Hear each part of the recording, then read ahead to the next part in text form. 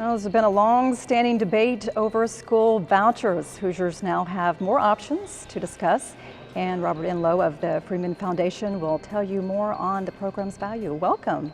Thank you for having me. Thanks for joining us today. Well, lawmakers recently passed an expansion of the state school voucher program. It allows middle and low-income families to receive some state funding to help pay for education at a private school. So what do you think is the next move from here on out, from your perspective, when it comes to the school voucher program? So I think two things, right? So we need to make sure every child has access to the best school for them, whether that's publicly run or government run or privately run or charter. So really the dollars need to follow kids to any school setting that works best for them. That's really ultimately the next step, to make sure we care less about school type and more about school quality. Now along the way, we need to make sure that we have fair funding. So the voucher program that was passed, we got an expansion of the voucher amount for elementary school students. So now you can get $4,700 to go to a private school. Well, that's fantastic for low-income students, but we are giving wealthy billionaires in Carmel $25,000 or $16,000 to $25,000 to go to public schools. We're giving people unfettered access to go to charter schools. We need to have the same sort of equity with the voucher program. We need to make sure that the money is there for the kids to go to all school types, including the park tutors, the bus, and the cathedrals.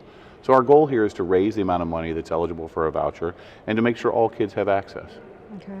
Well, the Supreme Court, Indiana Supreme Court, upheld the legality of school vouchers in a ruling earlier this year.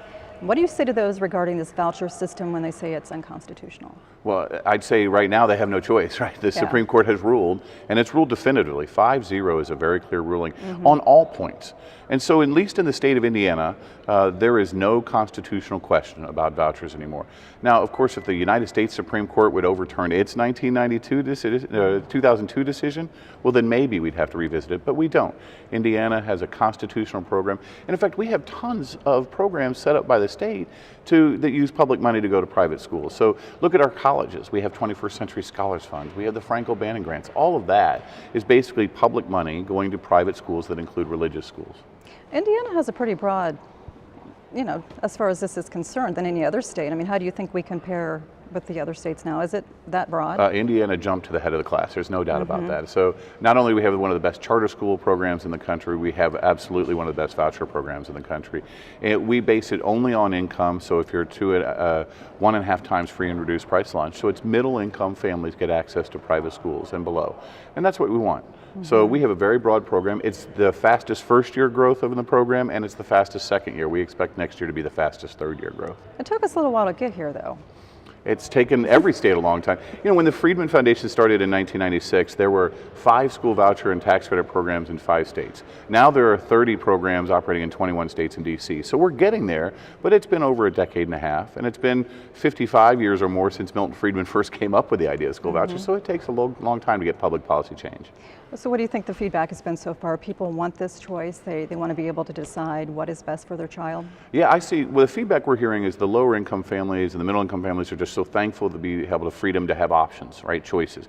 The other feedback we're getting is they need to know more. So we need to help them understand how many options are available to them. And the last bit of feedback, there are a ton of families who are already in private schools that are income qualified but don't get a voucher. And so we need to make sure now they have access too, because it's unfair. They've struggled for their families, and now they need to have the same access. So that's the kind of feedback we're getting. All right, sounds good. Well, thank you for sharing your insight. Oh, thanks for having me. Thanks for stopping by. I'm Taylor Bennett for Comcast Newsmakers.